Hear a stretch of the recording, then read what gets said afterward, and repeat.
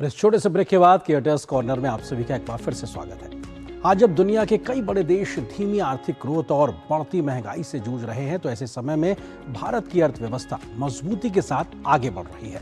महंगाई दर पर भी काफी हद तक नियंत्रण बना हुआ है।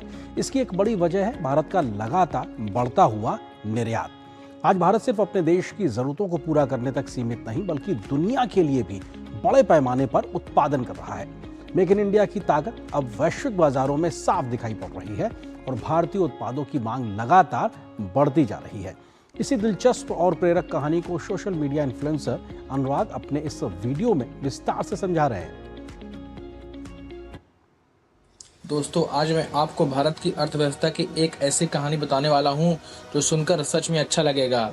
आज दुनिया के कई देश एक बड़ी समस्या से जूझ रहे हैं, धीमी आर्थिक ग्रोथ और बढ़ती महंगाई। लेकिन भारत की कहानी थोड़ी अलग चल रही है। भारत में अर्थव्यवस्था भी बढ़ रही है और महंगाई भी ज्यादा नहीं बढ़ रही है। इसका एक बड़ा कारण है भारत का बढ़ता एक्सपोर्ट, यानी भारत अब सिर्फ अपने लिए चीजें नहीं बना रहा है, दुनिया के लिए भी बना रहा है। इससे एक आसान उदाहरण से समझिए। मान लीजिए एक छोटा शहर है, उस शहर की दुकानें सिर्फ शहर के लोगों को ही सामान बेचेंगे तो कमाई भी सीमित होगी। लेकिन अगर वही दुकानें दूसरे शहरों और देशों में भी सामान भेजना शुरू कर दें तो कमाई कई गुना तक बढ़ जाती है। बस यही काम अब भारत कर रहा है।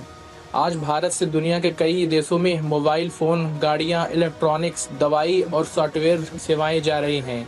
यानी मेड इन इंडिया अब सिर्फ भारत में नहीं, दुनिया के बाजारों में भी दिखाई दे रहा है। और सबसे अच्छी बात यह है कि इसमें सिर्फ बड़ी कंपनियां ही नहीं, छोटे छोटे बिजनेस भी शामिल हो रहे हैं। मान लीजिए किसी छोटे शहर में एक टेक्सटाइल यूनिट है जो अच्छे कपड़े बनाती है। पहले वह सिर्फ अपने राज्यों में बेचती थी, लेकिन अब अगर उसे विदेश में बेचने का मौका मिले तो उसका बिजनेस कई गुना बढ़ सकता है। अब सरकार भी ऐसे छोटे कारोबारियों की मदद कर रही है। उन्हें सस्ता लोन, विदेशों में सामान बेचने की जानकारी और शिपिंग में मदद दी जा रही है, ताकि छोटे छोटे उद्योग भी ग्लोबल मार्केट तक पहुँच सके। अब सवाल आता होगा कि इसका फायदा क्या हो रहा है।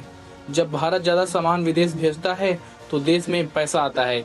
जब पैसा आता है तो फैक्ट्रियां बढ़ती हैं, फैक्ट्रियां बढ़ती हैं तो नई नौकरियां बनती हैं, और जब नई नौकरियां बढ़ती हैं तो लोगों की कमाई भी बढ़ती है। यानी एक छोटा सा बदलाव पूरी अर्थव्यवस्था को मजबूत बना देता है। इसे आप ऐसे समझिए, भारत अगर एक बड़ा खेत है तो एक्सपोर्ट उस खेत की फसल है, दुनिया के बाजार तक पहुंचाने वाला रास्ता है। और जितनी ज्यादा फसल बाहर जाएगी उतनी ज्यादा कमाई भारत के अंदर आएगी। इसीलिए आज दुनिया भारत को सिर्फ एक बड़ा बाजार नहीं, बल्कि एक बड़ा सप्लायर भी मानने लगा है। और सच कहूँ तो ये बदलाव अभी ही शुरू हुआ है। आने वालों कई सालों में भारत और ज्यादा सामान बाहर भेजेगा, दुनिया के अलग अलग देशों में जाएगी। और शायद इसी वजह से अगले कुछ सालों में भारत की अर्थव्यवस्था और तेजी से बढ़ती दिखाई दे, क्योंकि आज का भारत सिर्फ खरीदने वाला देश नहीं है, दुनिया को सप्लाई करने वाला देश बन रहा है। तो कृपया इस पे आपके क्या राय है, कमेंट में बताएं।